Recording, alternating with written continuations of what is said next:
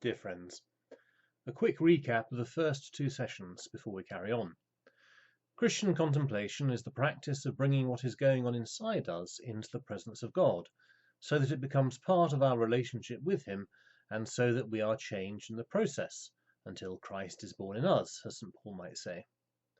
Part of that is cultivating what the Fathers called apatheia, which is a state that we are in when we no longer react with either greed, a grasping hand, or fear, a closed fist, but rather we are in a position of basic trust, without anxiety as to our identity or our safety.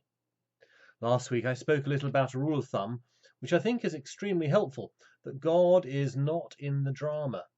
God is the author of our stories. We are not the centre of the story. We are because God is. Which leads nicely into the subject of this week's talk, which is pride. If healthy contemplation is us attending to God, letting God be the author and centre of the story, then we can understand pride as the insistence that we, the self, the ego, the great I, is the centre of the story.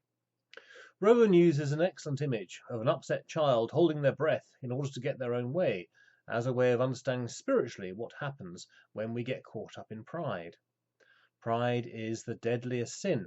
It is the one that most cuts us off from our capacity to relate to each other and to God. Augustine has a good description of it. Curvatus in se, to be curved in upon oneself. I think of this as like a flower, where a normal flower will open itself up towards the sunshine, spreading the petals so as to absorb all the light. Pride is the opposite of that. It's the opposite of that opening up. It's a flower that's closing all its petals in. Now there's a moment in the Gospels when the disciples are bickering on the way about who is the greatest, and as part of his rebuke to them, Jesus sets a small child amongst them, saying that unless we become like a little child, we cannot enter the kingdom. Now I don't think he had in mind a small child holding their breath. Rather, I suspect there are two related things going on here, and both are about how the child does not act from pride. The first is that the child has an innocence, specifically an innocence about understanding all the issues to do with social approval. They're simply themselves. They have not yet learned how to create an armour to deal with all the ways in which we hurt each other through our social connections.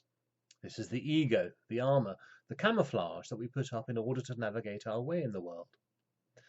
One way to think about pride is to think of that social construct, that ego, as the sum total of who we are, to not recognise the distinction between the ego and the soul. The second way in which we are to become like a child, though, is to do with a sense of wonder. Remember that the fear of the Lord is the beginning of wisdom.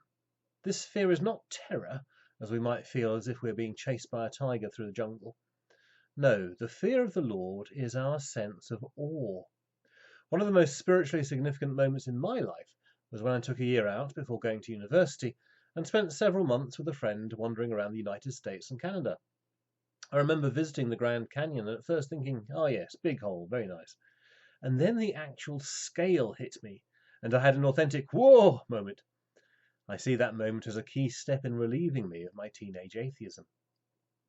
So a sense of wonder, a sense of how amazing the cosmos is, which at the same time makes us feel both incredibly small and incredibly content, humble in the best way. That, I believe, is what Jesus is driving at when he tells the disciples to become like a little child. Now, Rowan does something surprising at this point. He links the sense of pride to the sense of mourning. Blessed are those who mourn, for they shall be comforted.